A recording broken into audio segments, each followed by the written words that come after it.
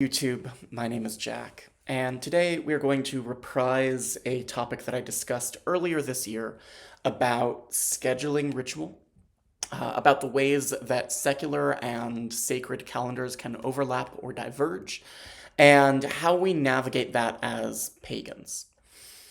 In Wicca, in particular, because that's the kind of pagan I am, the sort of Platonic ideal is that you are doing ritual 21 times a year.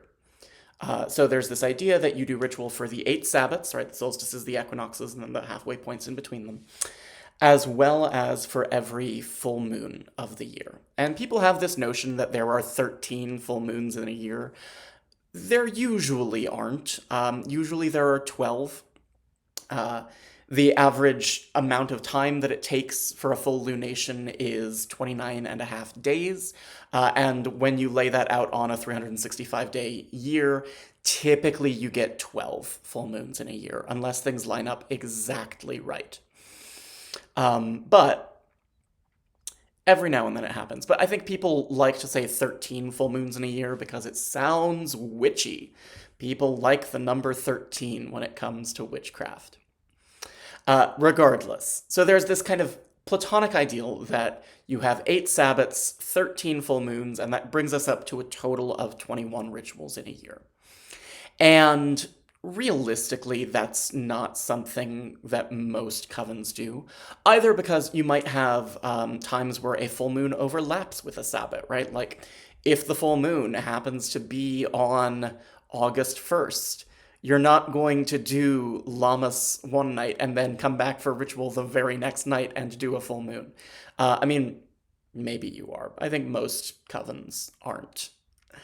So there may be times where full moons overlap. There may be times, as I've said, where there are fewer than 13 full moons in a year. But then also, just like life happens and scheduling happens, and covens have to schedule their rituals in a way that members of the coven can actually make work, can actually attend. They have to fit it around the rest of their lives. People have birthdays, people have anniversaries, people have work, and all of these things affect when you can schedule your rituals. Right? In particular, right now, it's the holiday season, and because Yule is so close to Christmas, it's almost like everybody wants to have a holiday when it's cold and dark out. Typically, you'll find a lot of groups that do their Yule ritual early so that it's not conflicting with any holiday plans that people may have with their families for Christmas or things like that. So scheduling is variable. And it kind of just has to be. And then on top of that, there are some covens I've encountered that don't really schedule around lunar cycles at all. So I know some covens that just kind of meet the first weekend of every month or every other week or whatever it may be for them. And there's a lot of variation. Shocker. Anyone who has been following this channel for any amount of time will be astonished to hear me say that there's a lot of variation in the way that people approach this in Wicca. But what I have done for the past calendar year, for the year 2025, is because I am alone, because I'm doing Gardnerian ritual by myself, there's not a coven, I made a commitment to do ritual on the night of for every observation of this calendar year. So every full moon, I did ritual on the night of the full moon. Every Sabbat, I've done ritual on the night of the Sabbat. And it's wonderful. Oh my God, it's wonderful. Having done that for a full year, it makes a real difference. I mean, it sounds facile to say it, but like in this nature-worshipping religion that's all about natural cycles, it turns out that when you actually make a point to stop and observe the natural cycles, rather than trying to fit them around whatever's going on in your secular calendar, yeah, you feel that. You really feel that. You feel the way that the energy is changing over the course of the year. You feel kind of that peak of the full moon every single time. And it makes a really big difference to be doing it on the night of every time. But, and I said this in my last video, it's a dick move to demand that of people when you have a coven, right? I can demand that of myself. I can say, all right, the full moon is on a Tuesday night. Guess we're going to roll up our sleeves and do ritual on a Tuesday night. And, I will struggle through work tomorrow, the day after ritual. But it's a really shitty thing to force everyone in your coven to make that same commitment. Because people have lives, and in particular, people have jobs, right? It sucks trying to get up and go to ritual the day after a full moon. Or that was not a coherent sentence. It sucks to get up and try to go to work the day after a full moon ritual. Because ritual is intense, ritual is ecstatic, ritual often goes very late into the night, and you kind of need a day to recover, right?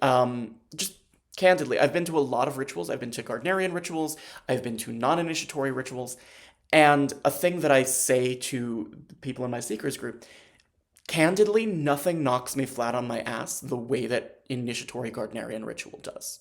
It's wonderful, it's ecstatic, I wouldn't trade it for the world, but I wake up the next morning feeling like I was hit by a truck.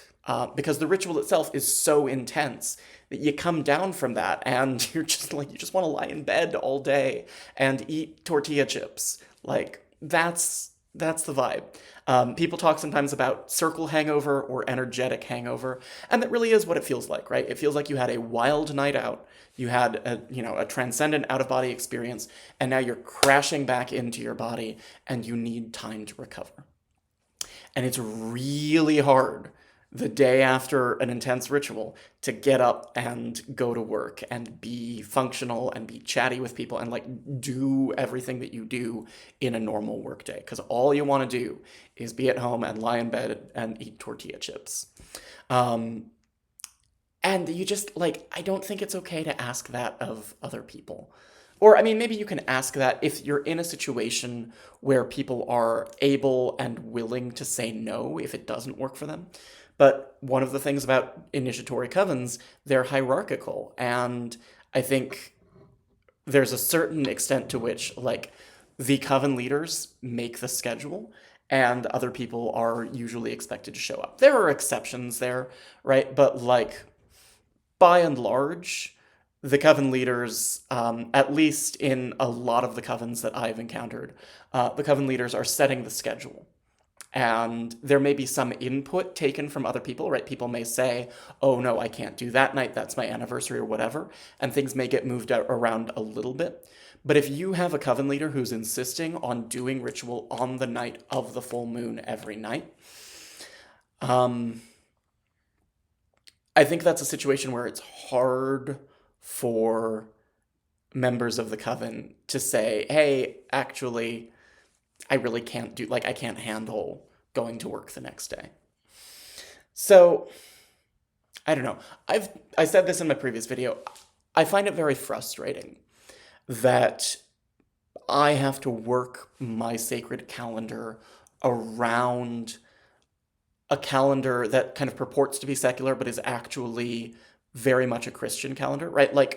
Christians don't ever have to worry about their work lives conflicting with going to church because our calendar is set up so that they get every day of their ritual observances off, right?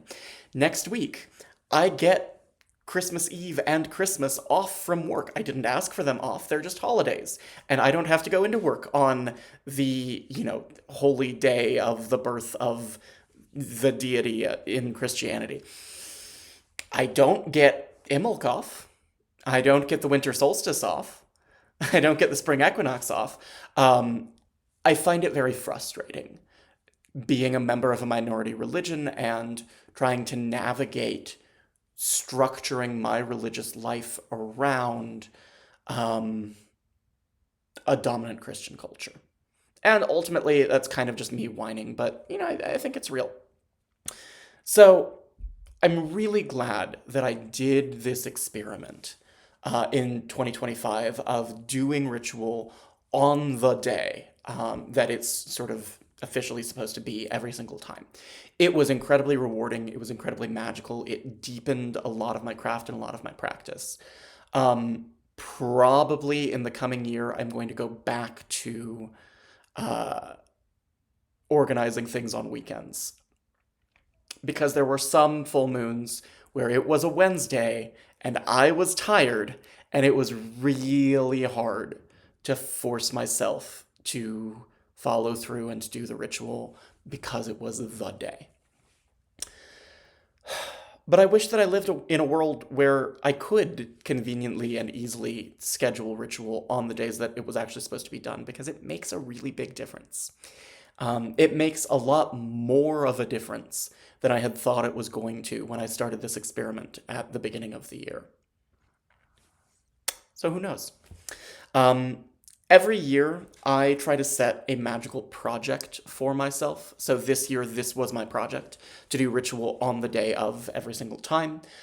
Projects in previous years have been I had a year where I was working really intensely with the Tarot de Marseille and like using that as my primary divination system and really trying to get to know the TDM.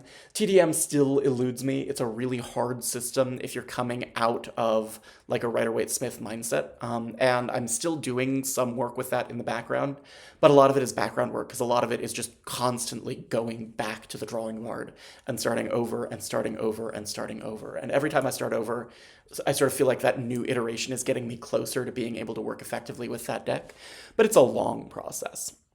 Um, Other projects that I've had, I had a year that I was working very closely with horary astrology. I had a year that I was working on building relationships with certain spirits of the land in the place where I lived previously.